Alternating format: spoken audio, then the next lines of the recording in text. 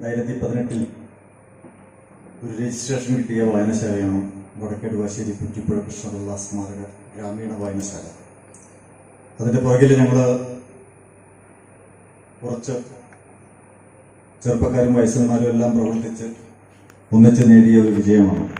അത് അവിടെ മാത്രം നിന്നാൽ പോരാ എന്നൊരു ആഗ്രഹവും അതിൽ ലക്ഷ്യത്തിലേക്ക് എത്തണമെങ്കിൽ ഇത് കുന്നുവരയുടെ ഒരു ഭാഗമായി മാറണം എന്നുള്ളൊരു അഭിപ്രായവും ഉയർന്നതിൻ്റെ പശ്ചാത്തലത്തിലാണ് ഈ പരിപാടി ഇങ്ങനെ ഞങ്ങൾ ഏറ്റെടുത്ത് നോക്കുന്നത്.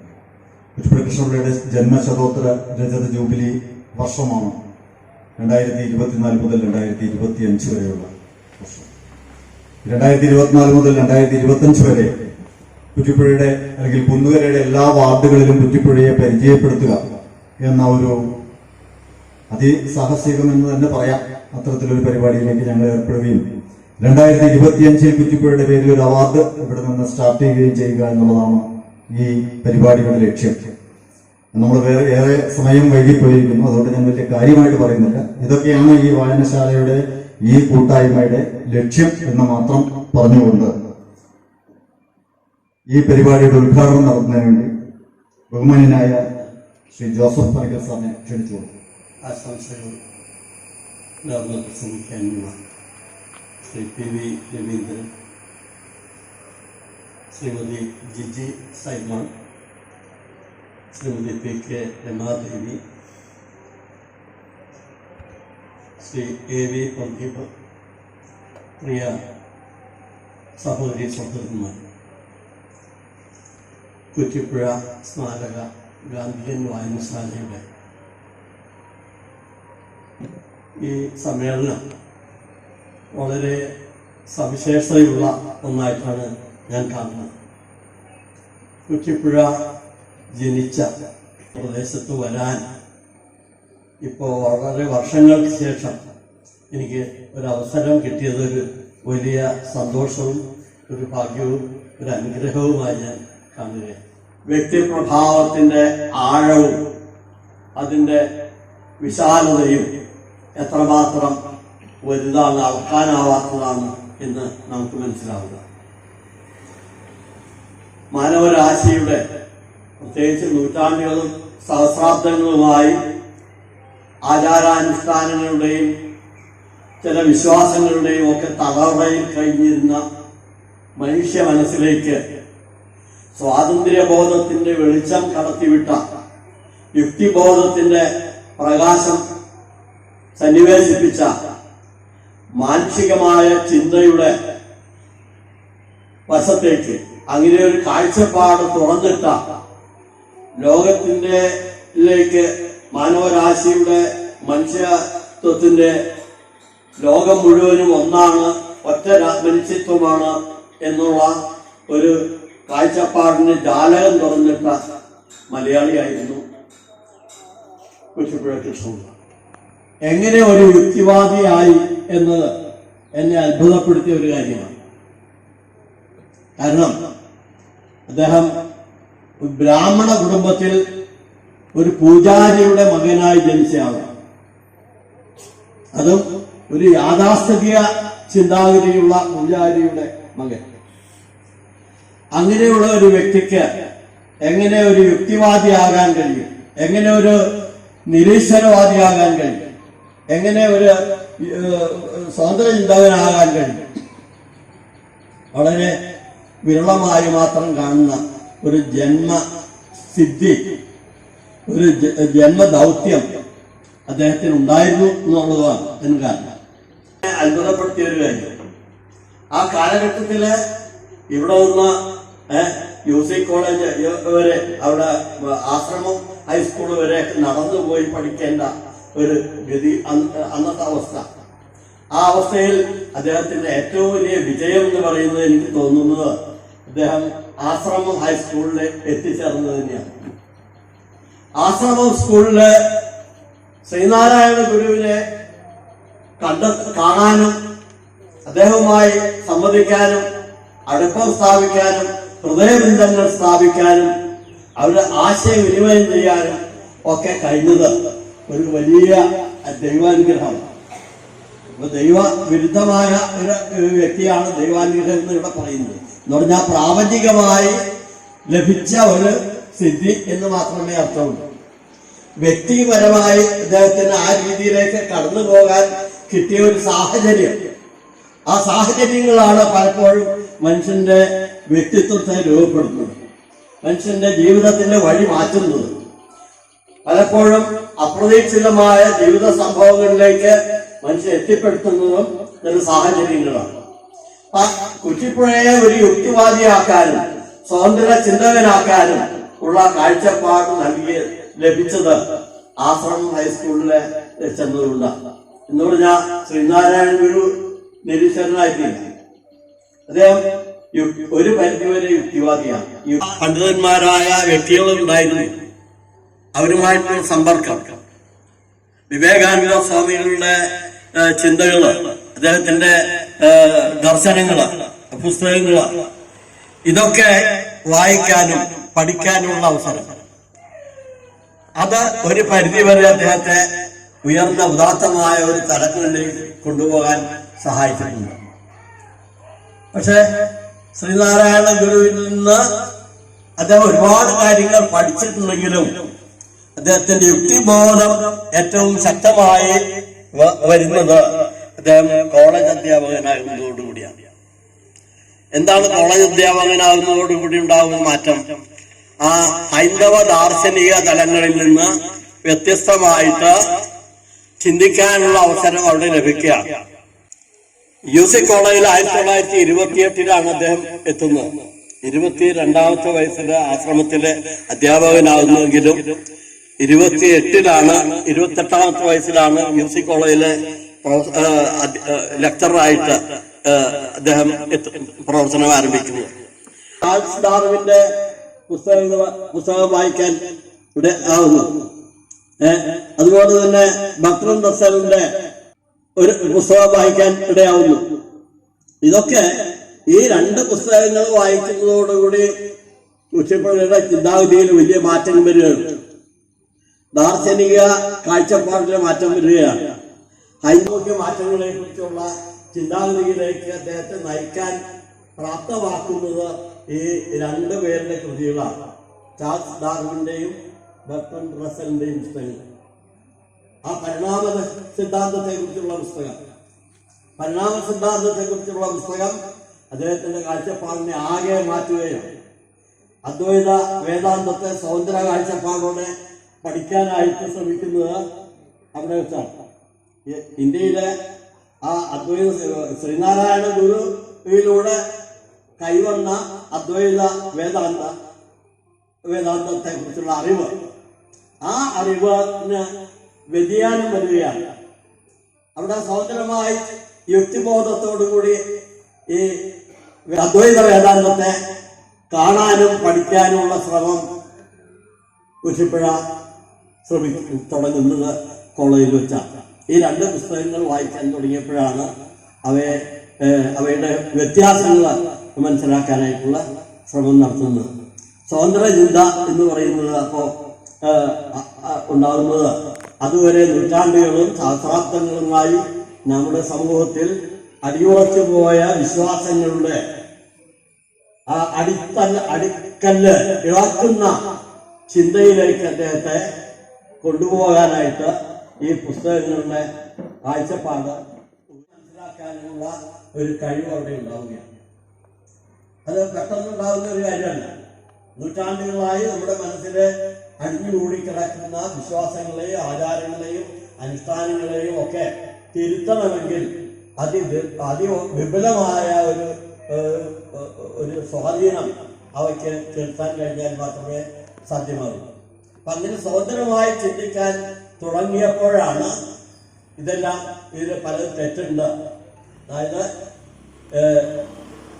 വിവേകം എന്ന് പറയുന്ന ആ ഒരു കാഴ്ചപ്പാട്, ഒരു അറിവ്, വിവേകം എന്നുള്ള വസ്തുത മനുഷ്യനെ ഉണ്ടാകുന്നത് സ്വതന്ത്രമായി ചിന്തിക്കുമ്പോഴാണ്. അപ്പൊ അതുവരെ ഉണ്ടായിരുന്ന വിശ്വാസങ്ങൾ തെറ്റാണെന്ന് അറിയാൻ, നീതിയും അനീതിയും തിരിച്ചറിയാൻ, സത്യവും അസത്യവും തിരിച്ചറിയാൻ ഒക്കെ സഹായിക്കുന്നു. ആചാരങ്ങളുടെ അർത്ഥശൂന്യത തിരിച്ചറിയാൻ ഒക്കെ സഹായിക്കുന്നത് ഈ യുക്തിബോധം കൊണ്ടും ഈ സ്വതന്ത്രമായ ചിന്ത കൊണ്ടും ആയിരുന്നു. അങ്ങനെ ഉണ്ടായ ആ ചിന്തയിൽ നിന്നാണ് അദ്ദേഹത്തിന്റെ കാഴ്ചപ്പാടിന് മാറ്റം വരുന്നത്. മതസമ്മേളനം, ആ ലോകമത സമ്മേളനം നടന്നതിനൊക്കെ അറിയാവുന്ന ശ്രീനാരായണ ഗുരുവിന്റെ ആത്മഹത്യത്തില് സഹോദരൻ അയ്യപ്പന്റെ ആത്മഹത്യത്തിലും ഒക്കെയാണ് നടന്നതെങ്കിലും അതിലൊരു വലിയ കാഴ്ചപ്പാടുണ്ട്.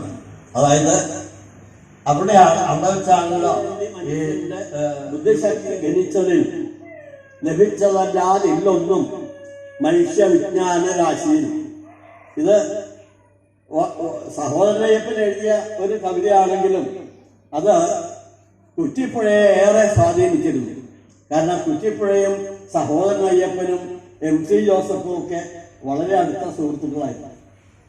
MC ജോസഫ് വളരെ കേരളത്തിലെ ഏറ്റവും ശക്തനായ, ഏറ്റവും പ്രസിദ്ധനായ ഒരു യുക്തിവാദിയായിരുന്നു. സഹോദരൻ അയ്യപ്പനും യുക്തിവാദിയായിരുന്നു, അല്ലേ?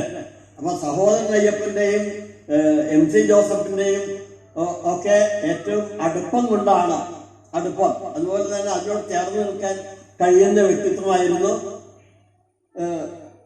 കുറ്റിപ്പുഴ കൃഷ്ണപിള്ളയുടെ. അപ്പൊ അത്തരത്തിലുള്ള ഒരേ രീതിയിൽ ചിന്തിക്കാൻ കഴിയുന്ന ആളുകളുടെ സൗഹൃദം ഉണ്ടാക്കിയ മാറ്റം, അവർ തമ്മിലുള്ള ചർച്ചകൾ, അവർ തമ്മിലുള്ള കൂടിച്ചേരലുകൾ, ഇതൊക്കെ പരസ്പരം വളർത്തുന്ന, ചിന്താഗതികളെ വളർത്തുന്ന, കാഴ്ചപ്പാടിനെ വിപുലമാക്കുന്ന ഒന്നായിരുന്നു. അങ്ങനെ ആ കൂട്ടായ്മയിൽ നിന്നാണ് കേരളത്തെ അന്ധവിശ്വാസങ്ങളിൽ നിന്നും അനാചാരങ്ങളിൽ നിന്നും വിമുക്തമാക്കി തുറന്ന ഒരു കാഴ്ചപ്പാടോടുകൂടി മനുഷ്യനെ മാറ്റിയെടുക്കാനുള്ള ശ്രമം ഇവരാരംഭിക്കുന്നത്. അതാണ് ഈ VK പവിത്രൻ എന്ന് പറയുന്ന ഒരു യുക്തിവാദി ഉണ്ടായിരുന്നു, അദ്ദേഹത്തിന്റെ സുഹൃത്തായിരുന്നു. ആ VK പവിത്രൻ പറഞ്ഞത് എന്താണ്? ഞങ്ങളിലില്ല ക്രൈസ്തവ രക്തം, ഞങ്ങളിലില്ല ഇസ്ലാം രക്തം, ഞങ്ങളിലില്ല ഹൈന്ദവ രക്തം, ഞങ്ങളിലുള്ളത് മാനവ രക്തം എന്ന് പറയും. അപ്പൊ ആ ഒരു മുദ്രാവാക്യം ഒക്കെ ഈ സാഹചര്യത്തിൽ നിന്ന് ഉരുത്തിരിഞ്ഞു വന്ന മുദ്രാവാക്യങ്ങളാണ്. മിശ്രവിവാഹത്തിന് വേണ്ടിയാണ്, മിശ്രവിവാഹത്തിന്റെ നേതൃത്വമാണ് VK പവിത്രന് ഉണ്ടായിരുന്നതെങ്കിലും ആ മിശ്രവിവാഹം എന്ന് പറയുന്നത് യുക്തിചിന്തയുടെയും സ്വതന്ത്ര ചിന്തയുടെയും തലത്തിൽ നിന്ന് ഉയർന്നു വന്ന ഒരു പ്രായോഗിക മാർഗമാണ്. അവിടെ മാനവികതയുടെ മഹത്വം തന്നെയാണ് അവിടെ ഉദ്ഘോഷിക്കുന്നത്. ജാതീയമായ മതപരമായ അനൈക്യങ്ങളെ ഇല്ലാതാക്കിക്കൊണ്ട് എല്ലാത്തിനെയും സമീകരിക്കുന്ന, വ്യത്യാസങ്ങൾ ഇല്ലാതാക്കുന്ന ഒരു വിശാലമായ മാനവിക കാഴ്ചപ്പാട് നൽകുന്ന ഒന്നായിരുന്നു. അപ്പോൾ മനുഷ്യരെല്ലാം ഒന്നാവണമെങ്കിൽ ജാതീയവും മതപരവുമായ വ്യത്യാസങ്ങൾക്ക് അതീതമായി ഒരു സമൂഹമായി, മാനവിക സമൂഹം എന്ന നിലയിൽ മുന്നോട്ട് പോകണമെങ്കിൽ ഈ മിശ്രവിവാഹം കൂടി ആവശ്യമാണ് എന്നുള്ള കാഴ്ചപ്പാട്. സഹോദരൻ അയ്യപ്പനാവട്ടെ മിശ്ര ഭോജനത്തിലൂടെ സമൂഹത്തിന്റെ ജാതീയമായ വ്യത്യാസങ്ങളും ഉച്ചനീചത്വങ്ങളും ഐത്താചാരങ്ങളും അനാചാരങ്ങളും ഇല്ലാതാക്കണം എന്നുള്ള കാഴ്ചപ്പാടിലൂടെയാണ്. ഇവരൊക്കെ ഒറ്റ കേട്ടാണ് ഈ സഹോദരൻ അയ്യപ്പനും പവിത്രനും കൃഷ്ണപിള്ളയും MC ജോസഫും എല്ലാം ഒരു സുഹൃത്ത് നിലയമായിരുന്നു. അവരുടെ എല്ലാം ലക്ഷ്യം എന്താണ്? ഒറ്റ ലക്ഷ്യമുള്ളൂ, മാനവരാശിയെ വിഭാഗീയതയിൽ നിന്ന് മോചിപ്പിക്കുക. ഒരുപാട് വിഭാഗീയതകൾ നിലനിന്നിരുന്ന, അന്ധവിശ്വാസങ്ങൾ നിലനിന്നിരുന്ന ഒരു സമൂഹത്തിന്റെ ശൈഥില്യത്തെ ഇല്ലാതാക്കാൻ ഏറ്റവും നല്ല ഈ ഫ്രഞ്ച് വിപ്ലവത്തിന്റെ മുദ്രാവാക്യങ്ങൾ എങ്ങനെ നമുക്ക് സ്വായത്തമാക്കാം, സ്വാംശീകരിക്കാം എന്നതായിരുന്നു. ആ കാഴ്ചപ്പാടിലൂടെയാണ് ഇത്തരം ആശയങ്ങൾ കൊണ്ടുവരുന്നത്. അദ്ദേഹത്തിന്റെ വ്യക്തിത്വം ഉയർന്നു നിന്നിട്ടുണ്ടോ അതെല്ലാം സമൂഹത്തെ മാറ്റിമറിക്കാൻ പര്യാപ്തമായിട്ടുണ്ട്. അധ്യാപകൻ എന്ന നിലയിൽ UC കോളേജിൽ അദ്ദേഹത്തിന്റെ ശിഷ്യന്മാരുടെ എല്ലാം മാനവിക മനസ്സിന്റെ തലങ്ങളില് വെളിച്ചം പാർന്നുകൊണ്ട് മാനവികതയുടെ ഐക്യത്തിന്റെ സമത്വത്തിന്റെ, സ്വാതന്ത്ര്യത്തിന്റെ ഒക്കെ കാഴ്ചപ്പാടുകൾ പ്രദാനം ചെയ്യാനായിട്ട് അദ്ദേഹത്തിന് കഴിഞ്ഞിരുന്നു. ഒരു അധ്യാപകൻ എന്ന നിലയിൽ ശ്രേഷ്ഠനായ ഒരു അധ്യാപകൻ, അതുപോലെ തന്നെ പ്രഗത്ഭനായ ഒരു നിരൂപകൻ, വളരെ കരുത്തനായ നിരൂപകൻ എന്ന നിലയിൽ സാഹിത്യകൃതികളുടെ നന്മതിന്മകളെ വേർതിരിച്ച് കാണിക്കാനും സാഹിത്യകൃതികളുടെ മഹത്വത്തിന്റെ അംശങ്ങൾ ഉയർത്തി കാണിക്കാനും അതിലെ മോശമായ ഭാഗങ്ങള് വിമർശനപരമായി കുറ്റപ്പെടുത്താതെ തന്നെ അതിന്റെ മോശമായ അവസ്ഥകളെ വേർതിരിച്ച് ചൂണ്ടിക്കാണിക്കാനുള്ള ഒരു പ്രാഗൽഭ്യം അദ്ദേഹത്തിനുണ്ടായി. അങ്ങനെ സാഹിത്യരംഗത്തായാലും വിമർശന രംഗത്തായാലും ആ വിവേകത്തിന്റെയും പക്വതയുടെയും സ്നേഹത്തിന്റെയും ഭാഷയിൽ നിന്നുകൊണ്ട് തിരുത്താനുള്ള ഒരു ധാർമ്മികമായ ശക്തിയാണ് അദ്ദേഹം പ്രയോഗിച്ചുകൊണ്ടിരുന്നത്. അപ്പൊ അങ്ങനെ അധ്യാപകൻ എന്ന നിലയില്, പ്രഭാഷകൻ എന്ന നിലയില്, ഗ്രന്ഥകാരൻ എന്ന നിലയില് ഒക്കെ വലിയൊരു സാമൂഹ്യ മുന്നേറ്റത്തിന് നേതൃത്വം കൊടുക്കാനായിട്ട് അദ്ദേഹത്തിന് കഴിഞ്ഞിരുന്നു. ഇന്ന് ഒരു 125 വർഷം, അദ്ദേഹത്തിന്റെ ജന്മത്തിന് 125-ാം വർഷത്തിലേക്ക് കടക്കുന്ന ഈ അവസരത്തിൽ കുറ്റിപ്പുഴയുടെ വിചാര വിപ്ലവം എന്നുള്ള പുസ്തകം ഏവരും വായിച്ചിരിക്കേണ്ട ഒരു കൃതിയാണ്. ഒരു പ്രാവശ്യമല്ല, പല പ്രാവശ്യം വായിക്കേണ്ട ഒരു കൃതിയാണ് വിചാര വിപ്ലവം. നമ്മൾ വായനയിലൂടെ നമ്മുടെ മനസ്സിലേക്ക് കടന്നു വരുന്ന വിചാരങ്ങളുടെ വിമലീകരണം, ആ വിചാരങ്ങളിലൂടെ നമ്മുടെ ധാരണകളെ വിപുലീകരിക്കുക, വിപ്ലവകരമായ ചിന്തകൾ ഉണർത്തുക, നിലവിലുള്ള ചിന്താഗതിയിൽ നിന്ന് വ്യത്യസ്തമായി കുറെ കൂടി അപ്പുറമാണ് ശരി എന്ന് തോന്നാൻ നമ്മളെ പ്രാപ്തരാക്കുന്ന ഇതാണ് ആ കൃതി. രാഷ്ട്രീയമായാലും സാമൂഹ്യമായാലും മതപരമായാലും വൈജ്ഞാനികമായാലും നമുക്കുണ്ടായിരുന്ന പല ധാരണകളെയും തിരുത്തി കുറിച്ചുകൊണ്ട് കുറെ കൂടി വെളിച്ചമുള്ള ഒരവസ്ഥയിലേക്ക് നമ്മെ നയിക്കാൻ പര്യാപ്തമാവുന്ന ബോധതലത്തെ ശുദ്ധീകരിക്കാൻ കഴിയുന്ന ഒരു കൃതിയാണ് അദ്ദേഹത്തിന്റെ വിചാരവിപ്ലവം. പുതിയ തലമുറയ്ക്ക് പുതിയ വെളിച്ചം നൽകാൻ അവർക്ക് സ്വാതന്ത്ര്യബോധവും യുക്തിബോധവും മാനവികമായ കാഴ്ചപ്പാട് നൽകിയിട്ടുണ്ട്. സമത്വത്തിനും സ്നേഹത്തിനും കാരുണ്യത്തിനും ഒക്കെ വില കൽപ്പിച്ചുകൊണ്ട് മനുഷ്യൻ ധാർമ്മികമായ നിലവാരത്തിലേക്ക് ഉയരേണ്ടതാണ് ഏറ്റവും വലിയ വിശ്വാസം എന്ന് ഉദ്ഘോഷിച്ച ഒരു വ്യക്തിത്വമായിരുന്നു കുറ്റിപ്പുഴ കൃഷ്ണപിള്ളയുടെ. അദ്ദേഹത്തെ കുറിച്ച് ഇനിയും ഏറെ സംസാരിക്കാൻ ഞാൻ ആഗ്രഹിക്കുന്നില്ല. ഭൗതിക ജീവിതവും സാംസ്കാരിക ജീവിതവും സംഭവബഹുലമായ ആക്കുന്ന ഒരു കൃതിയാണ് ഈ വിചാരവിപ്ലവം. അതായത് സാമൂഹ്യ തലത്തിലെ മാറ്റം വരുത്തുക, ഭൗതിക ജീവിതത്തിലെ പുതിയ കാഴ്ചപ്പാടുകൾ നൽകുക, അങ്ങനെ സമൂഹത്തെ മാറ്റിയെടുക്കുന്നതിൽ നിർണായകമായ പങ്കുവഹിച്ച ചിന്തകന്മാരിൽ ആ കാലഘട്ടത്തിൽ ഏറ്റവും മുന്നിൽ നിന്നിരുന്ന വ്യക്തികളിൽ ഒരാളായിരുന്നു കൃഷ്ണപിള്ള സാർ. ഇത് അന്ന് ഈ കമ്മ്യൂണിസ്റ്റ് പ്രസ്ഥാനമൊന്നും ഒക്കെ ശക്തി പ്രാപിച്ചു വരുന്നത് പിന്നീടാണ്. മൂലധനം എന്നുള്ള പുസ്തകം പോലും അദ്ദേഹം മലയാളത്തിലേക്ക് തർജ്ജമ ചെയ്തത് കുറ്റിപ്പുഴ കൃഷ്ണപിള്ളയാണ്. അതിന് നേതൃത്വം ഒരു സംഘം ഉണ്ടായിരുന്നു. ആ സംഘത്തിന് നേതൃത്വം കൊടുത്തത് മൂലധനം പരിഭാഷപ്പെടുത്തുന്നതിന് വലിയ നിർണായകമായ പങ്കുവഹിച്ചത് മുഖ്യമായ ഉത്തരവാദിത്വം ഏറ്റെടുത്തുകൊണ്ട് അവ പരിശോധിക്കാനും അവ തിരുത്താനും അവയ്ക്ക് നല്ല ഭാഷ നൽകാനും ഏറ്റവും കൂടുതൽ ശ്രമം നടത്തി അതിന് നേതൃത്വം വഹിച്ച ഒരു വ്യക്തി കൂടിയായിരുന്നു കുറ്റിപ്പുഴ കൃഷ്ണപിള്ള. അപ്പൊ കമ്മ്യൂണിസ്റ്റ് പ്രസ്ഥാനം കേരളത്തിന്റെ സാമൂഹ്യ അന്തരീക്ഷത്തിൽ വലിയ മാറ്റം വരുത്തിയ ഒരു പ്രസ്ഥാനമാണെന്ന് നമുക്കറിയാം. ക്രിസ്ത്യൻ ഹിന്ദുമതമായാലും ക്രൈസ്തവ മതമായാലും ശരി, അതിന്റെ തത്വങ്ങൾക്കൊന്നും ഒരു കുഴപ്പവുമില്ല. തത്വങ്ങളിലല്ല കുഴപ്പം. ആ തത്വങ്ങൾ എങ്ങനെ സമൂഹത്തിന് പ്രായോഗികമായി നടപ്പാക്കാൻ സാധിക്കും എന്ന ഉത്തരവാദിത്വം ഏറ്റെടുത്ത് നടക്കുന്നവരുടെ വികലമായ കാഴ്ചപ്പാടും സ്വാർത്ഥമായ താല്പര്യവും അവരുടെ അധികാരത്തിന് വേണ്ടിയും പണത്തിന് വേണ്ടിയും സ്ഥാനമാനങ്ങൾക്ക് വേണ്ടിയുള്ള മത്സരത്തിനിടയ്ക്ക് അതിന്റെ അടിസ്ഥാനപരമായ മൂല്യങ്ങളും ധർമ്മങ്ങളും നഷ്ടപ്പെട്ടു പോകുന്നു എന്നുള്ളതാണ്. എല്ലാ പ്രസ്ഥാനങ്ങളുടെയും ധാർമ്മികതയിൽ നിന്നുള്ള വ്യതിചലനം, ആ വ്യതിചലനത്തിന് കാരണമാകുന്നത് അവരുടെ സ്വാർത്ഥമായ ചിന്താഗതികളാണ്. നേരത്തെ ഞാൻ സൂചിപ്പിച്ചതുപോലെ പണത്തിനു വേണ്ടിയും അധികാരത്തിനു വേണ്ടിയുമുള്ള ആ പാച്ചിലിൽ, മത്സരപ്പാച്ചിലിൽ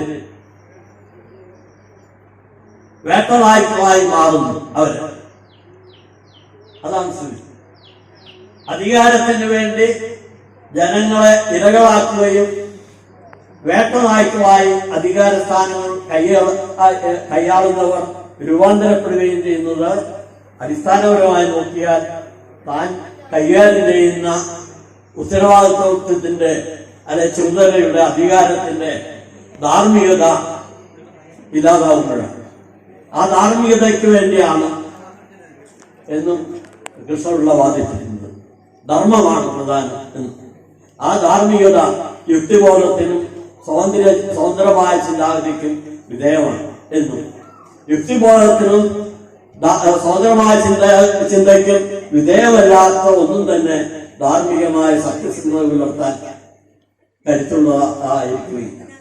അപ്പോ ഇത്തരം ചിന്താഗതികളെ സമൂഹത്തിന്റെ സാംസ്കാരികമായ വളർച്ചയ്ക്ക് പ്രയോജനപ്പെടുത്താൻ തക്കവിധത്തില് ചിന്തകളെ ഉണർത്താനും അതിന് പര്യാപ്തമായ വായനയുടെ തലങ്ങളിലേക്ക് ജനങ്ങളെ എത്തിക്കാനും കുറ്റിപ്പുഴ കൃഷ്ണപിള്ള സ്മാരക വായനശാലയ്ക്ക് ചുമതലയുണ്ട്, കഴിയും എന്ന് ഞാൻ വിശ്വസിക്കുന്നു.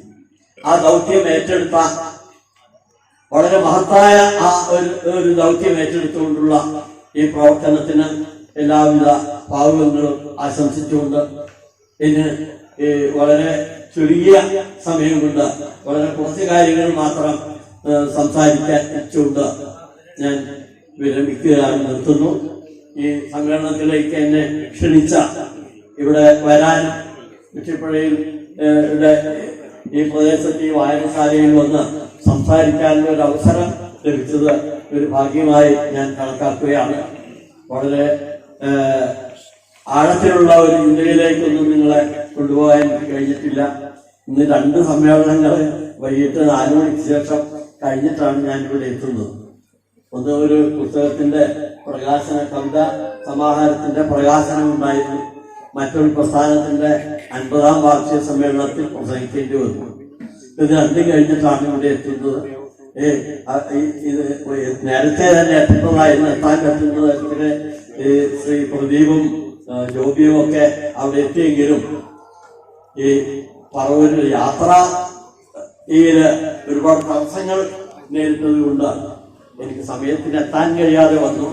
അത് നിങ്ങൾ സദയം ക്ഷമിക്കണമെന്ന് അപേക്ഷിച്ചുകൊണ്ട് ഈ അവസരം ഇങ്ങനെ നിങ്ങളെ അഭിമുഖീകരിച്ച് സംസാരിക്കാൻ, ഏതാനും ചില കാര്യങ്ങൾ സംസാരിക്കാൻ ഒരവസരം ലഭിച്ചത് ഒരു ഭാഗ്യമായി കണക്കാക്കിയിട്ടുണ്ട്. എന്നെ ക്ഷണിച്ച ഇതിന്റെ ഭാരവാഹികൾക്ക് ഹൃദയം നിറഞ്ഞ നന്ദി രേഖപ്പെടുത്തിക്കൊണ്ട് ഞാൻ എന്റെ വാക്കുകൾ അവസാനിക്കുന്നു. കുറ്റിപ്പുഴ കൃഷ്ണപിള്ള സ്മാരക ഗ്രാമീണ വായനശാലയുടെ പ്രസിഡന്റ് ശ്രീ പുഷ്പാങ്കരൻ അവർ ഇന്ന് ഈ സദസ്സ് ഉദ്ഘാടനം ചെയ്യുന്നതിന് എത്തിച്ചേർന്നിട്ടുള്ള പ്രശസ്ത സാഹിത്യകാരൻ ശ്രീ ജോസഫ് മനക്കൽ സാർ, ശ്രീ രാജീവ്, നമ്മുടെ 7ാം വാർഡ് മെമ്പർ ജിജി, പ്രിയ സഹോദരി സഹോദരന്മാരെ, സാറ് ഉദ്ഘാടന സമയത്ത് തന്നെ പറഞ്ഞു കഴിഞ്ഞു. ഒരു യാഥാസ്ഥിക കുടുംബത്തിൽ ജനിച്ച കൃഷ്ണപിള്ള സാറ്, അദ്ദേഹത്തെക്കുറിച്ചും ഏകദേശം ഒരു രൂപം നമുക്കുണ്ടാക്കി തന്നിട്ടുണ്ട്. നമ്മൾക്കുള്ള അറിവ് ഏകദേശം 53 വർഷങ്ങൾക്ക് മുമ്പാണ് അദ്ദേഹം മരിച്ചത്. അതിനുശേഷം കാര്യമായിട്ടുള്ള പ്രവർത്തനം ഉണ്ടായിട്ടുണ്ടോ എന്ന് എനിക്ക് സംശയമുണ്ട്. ഞാനിവിടെ കുന്നേരയിൽ അസോസിയേഷനിൽ മെമ്പറായിരുന്നു. പക്ഷെ കാര്യമായിട്ടുള്ള പ്രവർത്തനങ്ങളൊന്നും ഉണ്ടായിരുന്നില്ല. അങ്ങനെ കിടക്കുകയായിരുന്നു. പക്ഷേ ഈ വായനശാല അവരൊരു ദൗത്യം 125ാം ജന്മവാർഷികത്തോടനുബന്ധിച്ച് ഇതുപോലെയുള്ള ഈ വ്യക്തി പ്രഭാവമുള്ള സാഹിത്യകാരന്, പുരോഗമന സാഹിത്യകാരൻ എന്ന് പറയുന്നതായിരിക്കും കുറച്ചുകൂടി നല്ലത്. അനാചാരങ്ങളെ എതിർത്തിരുന്ന ഒരു വ്യക്തിത്വം, അദ്ദേഹത്തിന്റെ ജീവിത രീതികളും അദ്ദേഹത്തിന്റെ പഠനങ്ങളും അദ്ദേഹത്തിന്റെ ഉത്ബോധനങ്ങളും അദ്ദേഹത്തിന്റെ പുസ്തകങ്ങളും ഇതെല്ലാം വരും തലമുറയ്ക്ക് പരിചയപ്പെടുത്തുന്നതിനും അവർക്ക് വേണ്ടി കാത്തു സൂക്ഷിക്കുന്നതിനുമുള്ള ഒരു അവസരം ഒരുക്കി തന്ന ഈ വായനശാലയുടെ ഭാരവാഹികളോടുള്ള നന്ദിയും കടപ്പാടും ഞാൻ ഈ അവസരത്തിൽ പറയുകയാണ്. തീർച്ചയായിട്ടും ഇത് ശ്ലാഘനീയമാണ്, ഒരു സംശയവുമില്ല. ആരും ചെയ്യാത്തൊരു കാര്യം. 1 വർഷം നീണ്ടു നിൽക്കുന്ന ഒരു പ്രോഗ്രാമിനാണ് അവര് തുടക്കം കുറിച്ചിരിക്കുന്നത്. അതുകൊണ്ട് തന്നെ നമ്മുടെ ഈ ഡിജിറ്റൽ യുഗത്തിൽ വായനശീലം ഇല്ലാതെ ആയിക്കൊണ്ടിരിക്കുന്ന ഒരു സാഹചര്യമാണ് ഇപ്പോൾ ഉള്ളത്. നമുക്കറിയാം, എല്ലാം വിരൽത്തുമ്പിൽ കിട്ടുന്ന ഒരു അവസ്ഥയാണ് ഇപ്പോഴുള്ളത്. വായിക്കാൻ ആർക്കും താല്പര്യമില്ല. വായനയിൽ കൂടെ കിട്ടുന്ന അറിവും വിവേചന ബുദ്ധിയും മറ്റുള്ള കാര്യങ്ങളും ഇപ്പൊ മെമ്മറൈസ് ചെയ്യേണ്ട കാര്യം പോലും ഇല്ല. എന്ത് വേണമെങ്കിലും അപ്പോൾ നമുക്ക് കിട്ടുന്നുണ്ട്.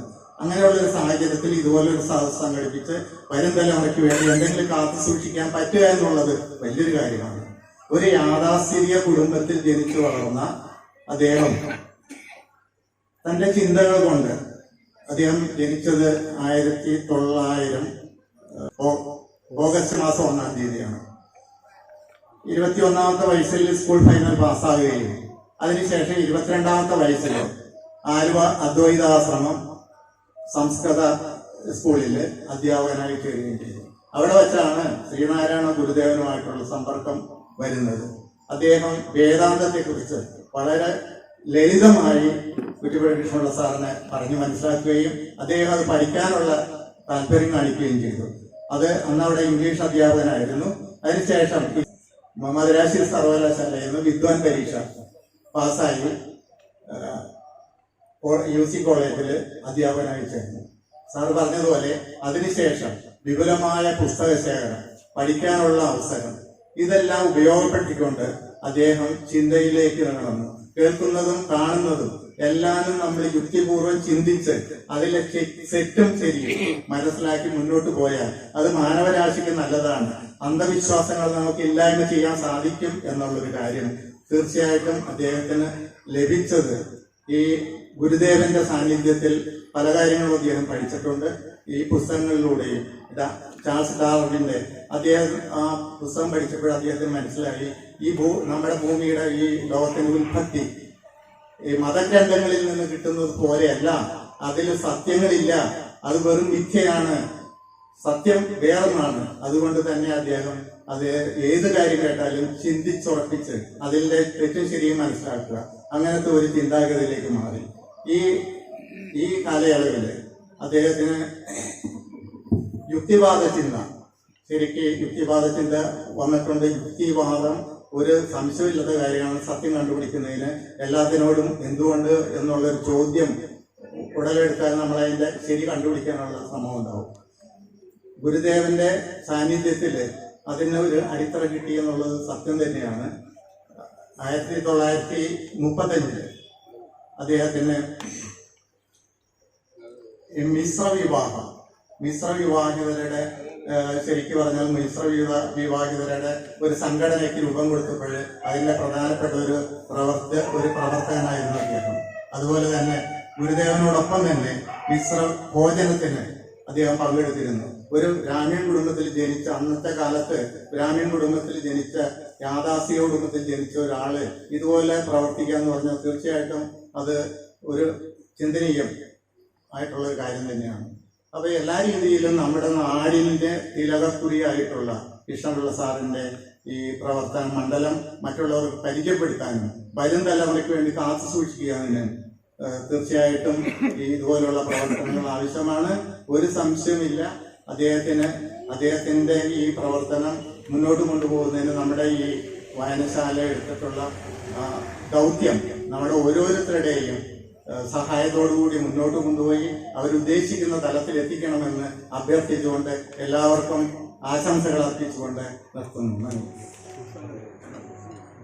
ഉദ്ഘാടനം ചെയ്ത നമ്മുടെ എഴുത്തുകാരനുമായ സാർ ജോസഫ് കനിക്കൽ സാർ, ആശംസകൾ അർപ്പിക്കാൻ എത്തിയിരിക്കുന്ന KKR പ്രസിഡന്റ് PV രവീന്ദ്രൻ, നമ്മുടെ 7ാം വാർഡ് മുൻ പ്രസിഡന്റ് പഞ്ചായത്ത് മെമ്പർ കൂടിയായ ശ്രീ രാജീവ് അവർ, എൻ്റെ പ്രിയപ്പെട്ട നാട്ടുകാരെ, സ്നേഹമുള്ളവരെ, ഇവിടെ നമ്മൾ ഉദ്ഘാടകനും അതുപോലെ നമ്മുടെ KKR പ്രസിഡന്റൊക്കെ വ്യക്തമായിട്ട് നമ്മുടെ കുറ്റിപ്പുള്ള കൃഷ്ണൻ സാറിനെ കുറിച്ച് ഇവിടെ പറയുകയുണ്ടായി.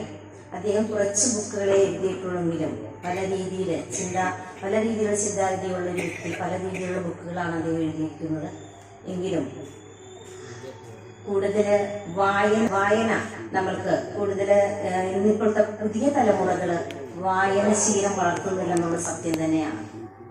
ഇങ്ങനൊരു വായനശാല തുടർന്ന് കുട്ടികളെ കൂടുതൽ ആകർഷിക്കാനായിട്ട് നമ്മുടെ നാടിൻ്റെ പേര് തന്നെ ഉള്ള നമ്മുടെ പ്രിയങ്കരനായ നമ്മുടെ സാറ് കുറ്റിപ്പുഴ സാറിൻ്റെ പേരിൽ തന്നെയുള്ള വായനശാല നല്ല രീതിയിൽ തന്നെ പ്രവർത്തനം ആരംഭിക്കുന്നുണ്ട്. അതിൻ്റെ ഭാഗമായി അദ്ദേഹത്തിൻ്റെ ഓർമ്മ ഉണർത്തിക്കൊണ്ട് 1 വർഷം നീണ്ടു നിൽക്കുന്ന പരിപാടിയാണ് ഇവിടെ ആസൂത്രണം ചെയ്തിരിക്കുന്നതെന്ന് പറഞ്ഞു കേട്ട് വളരെ സന്തോഷം തോന്നുന്നുണ്ട്. വരും തലമുറകൾക്ക് വേണ്ടി ഈ ഒരു സാഹിത്യകാരെ കുറിച്ച്, എഴുത്തുകാരെ കുറിച്ച് അറിയാനായിട്ട് അത് നമ്മൾ തന്നെ പറഞ്ഞ് മനസ്സിലാക്കി കൊടുക്കണം. സത്യം പറഞ്ഞാൽ എനിക്ക് അത്ര വലിയ അറിവൊന്നുമില്ല ഈ സാറിനെ കുറിച്ച്. ഇവിടെ വന്നേ പിന്നെ, എൻ്റെ കല്യാണം വന്നേ പിന്നെയാണ് കൂടുതൽ അറിഞ്ഞു തുടങ്ങിയത്. അപ്പോൾ ഇനിയുള്ള തലമുറകളും അറിയണമെങ്കിൽ ഇതേപോലെ വായനശാലയിലൂടെ തന്നെ, അതുപോലെ തന്നെ നമുക്കറിയാം വായിക്കുന്തോറാണ് നമ്മൾ ചെറുപ്പമാകുന്നത്. ഇന്നൊരു മൊബൈൽ കിട്ടിയാൽ അത് കുത്തിക്കൊണ്ടിരിക്കാനാണ് ഏറ്റവും കൂടുതൽ ഇഷ്ടം നമ്മുടെ പിള്ളേർക്ക്. വായിക്കാനായിട്ട് പലവിധ സാഹിത്യമായിട്ടോ അല്ലെങ്കിൽ പലവിധമുള്ള നല്ല ചിന്താഗതിയുള്ള ബുക്കൊന്നും വായിക്കാൻ കിട്ടിയില്ലെങ്കിലും കുഞ്ഞുങ്ങൾക്ക് ചെറിയ ചെറിയ കഥ വായിക്കുന്ന ബുക്കുകളായാലും നമ്മൾ മേടിച്ചു കൊടുക്കണം. അതിലൂടെ അവർ വായിച്ച് വളരണം. അങ്ങനെ ഇപ്പോൾ നമ്മുടെ 4ാം വാർഡിലാണ് സ്ഥിതി ചെയ്യുന്ന വായനശാലയിൽ എല്ലാ വാർഡിൽ നിന്നും എല്ലാ കുട്ടികളെയും ഇതുപോലെ വാർഡ് മെമ്പറായാലും അല്ലെങ്കിൽ ഇതുപോലെ പ്രവർത്തകരായാലും അവിടെ എത്തിച്ച് ഇങ്ങനൊരു ഇതുണ്ട്, അവിടെ നിന്ന് നിങ്ങൾ ബുക്ക് വാങ്ങിക്കണം, വായിച്ച് വളരണം എന്ന് നമ്മൾ പറഞ്ഞ് അവരെ മനസ്സിലാക്കണം. എന്നാലും ഞാൻ അധികം ദീർഘിപ്പിക്കുന്നില്ല. ഈ ഒരു വായനശാലയ്ക്ക് എല്ലാവിധ ആശംസകൾ നേർന്നുകൊണ്ട് നിർത്തുന്നു. നന്ദി, നമസ്കാരം. നമ്മുടെ നാട്ടില് കുറ്റിപ്പുഴയെ കുറിച്ച് പരിചയപ്പെടുത്താൻ പുറത്തുനിന്ന് ഒരാൾ വന്ന് നമുക്ക് ഇൻട്രൊഡ്യൂസ് ചെയ്ത് തരുമ്പോൾ നമുക്കതിന് കുറച്ചിലാണ്. കാരണം നമ്മൾ അദ്ദേഹത്തെ കുറിച്ച് കാര്യമായി ഇതുവരെ പഠിച്ചില്ല എന്നുള്ളതുകൊണ്ടാണ്. ഞാൻ വളരെ മുമ്പ് കൊല്ലത്ത് ഒരു ലോഡ്ജ് താമസിക്കുന്നത്, ഒരു സിഗരറ്റ് വലിക്കാനായിട്ട് പുറത്തിറങ്ങിയിട്ടുണ്ട്. അടുത്ത് നിന്നിരുന്ന ഒരാളെ എന്നോട് ചോദിച്ചു, വീട് എവിടെയാണ്? ഞാൻ പറഞ്ഞു എറണാകുളത്താന്ന് പറഞ്ഞു. പുറത്തേക്ക് കഴിഞ്ഞാൽ എറണാകുളം എന്നാണ് നമ്മൾ പൊതുവെ പറയാം. അപ്പൊ അദ്ദേഹം ചോദിച്ചാൽ എറണാകുളത്ത് എവിടെയാണ്? ആലുവയിലോ നെടുമ്പാശ്ശേരി ചെങ്ങമനാട് എന്ന് പറയാണ്. ചെങ്ങമനാടൊക്കെ ഞാൻ അറിയും. അവിടെ എവിടെയാണ്? കൃത്യത പറഞ്ഞാൽ കുറ്റിപ്പുഴ എന്ന് പറയുന്നു. അപ്പൊ അദ്ദേഹം എന്നോട് പറഞ്ഞത് കുറ്റിപ്പുഴക്കാരനെന്ന് പറയണു, താനെന്തിനാ ഈ എറണാകുളം പുറത്ത് ഇങ്ങനെ ആലുവ ചെങ്ങമനാടൊക്കെ പറയാൻ തന്നെ കുറ്റിപ്പുഴക്കാരനെന്ന് പറയണമെന്ന് പറഞ്ഞു. കാരണം കുറ്റിപ്പുഴ കൃഷ്ണനെ കുറിച്ച് നമുക്കറിയില്ലെങ്കിലും അയാളറിയാം. അങ്ങനെ കുറ്റിപ്പുഴയുടെ പേര് കേരളത്തിൻ്റെതായ ബൗദ്ധിക മേഖലകളിൽ മുഴുവൻ വ്യവഹരിപ്പിച്ചത്, നമ്മുടെ നാടിന്റെ പേര് എത്തിച്ച ഒരു മഹാവ്യക്തിത്വമാണ് നമ്മുടെ കുറ്റിപ്പുഴ കൃഷ്ണൻ. ഇതിനെക്കുറിച്ച് നമ്മുടെ നാട്ടിലെ പലർക്കും അറിയില്ല എന്നുള്ളത് വലിയൊരു പോരായ്മയാണ്. കുറ്റിപ്പുഴയെ കുറിച്ച് ഒരുപാട് പറയാനുണ്ട്. പക്ഷെ ഒരു കാര്യം മാത്രം പറയാനായിട്ട് എടുത്തത്, കുറ്റിപ്പുഴയുടെ നിരവധി പുസ്തകങ്ങളിൽ കുറ്റിപ്പുഴ കൈകാര്യം ചെയ്യാത്ത വിഷയങ്ങളില്ല എന്ന് വേണം പറയാം.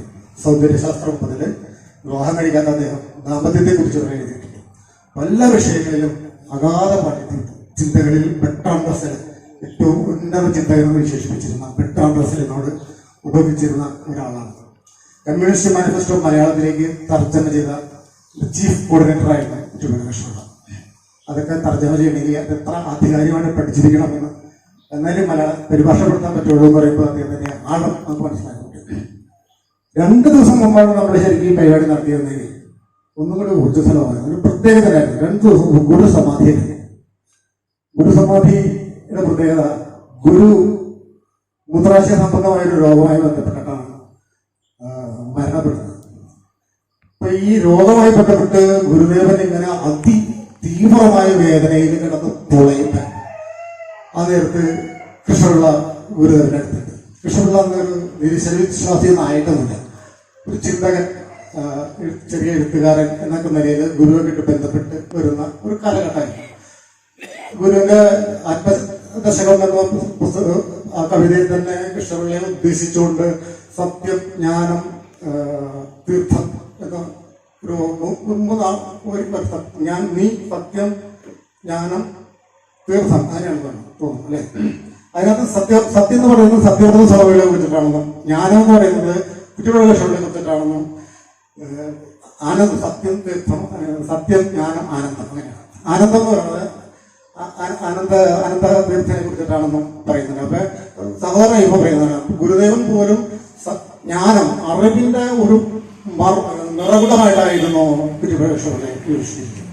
അങ്ങനെ ശിഷ്യത്വം സ്വീകരിച്ചപ്പോ ഈ ഗുരുദേവന് ഈ വേദന കൊണ്ട് ഇങ്ങനെ മരണാസനായിട്ട് പുടയുമ്പോ കൃഷ്ണപിള്ള ആത്മകഥ പറയുന്നതാണ്. അദ്ദേഹം പറയുന്നത്, ഒരു എറുമ്പിന് പോലും ഒരു പിഴ വരുന്നരുതേ എന്ന് ആഗ്രഹിച്ചിരുന്ന ഈ മനുഷ്യൻ ഈ ലോകം മുഴുവൻ സുഖസുന്ദരമായി ജീവിക്കുന്നതിന് വേണ്ടി ആഗ്രഹിക്കുകയും അതിനുവേണ്ടി ഒരു ജീവിതം മുഴുവൻ ഒഴിഞ്ഞു വയ്ക്കുകയും ചെയ്ത ഈ ഗുരുദേവൻ, ഒരു ഉറുമ്പിന് പോലും ഒരു വേദനയും വരുത്തരുന്ന ആഗ്രഹിച്ചിരുന്ന ഈ ഗുരുദേവനെ ഇത്രയധികം വേദന കൊടുക്കുന്ന ദൈവമേ, നിന്നോട് ചെയ്യാൻ സന്ധിയില്ല എന്ന് പ്രഖ്യാപിക്കുകയാണ്. അന്നാണ് കൃഷ്ണപിള്ളയിലെ ദൈവവിരോധം വന്നു കയറുന്നത്. ഇനി നിന്നെ കുറിച്ച് പഠിച്ചിട്ട് എന്നെ വേറെ കാര്യം എന്ന് ചിന്തിക്കുകയും അവിടെ നിന്നാണ് കുറ്റിപ്പുഴയിലെ സ്വതന്ത്ര ചിന്തകൾ ഉടലെടുക്കുന്നത്.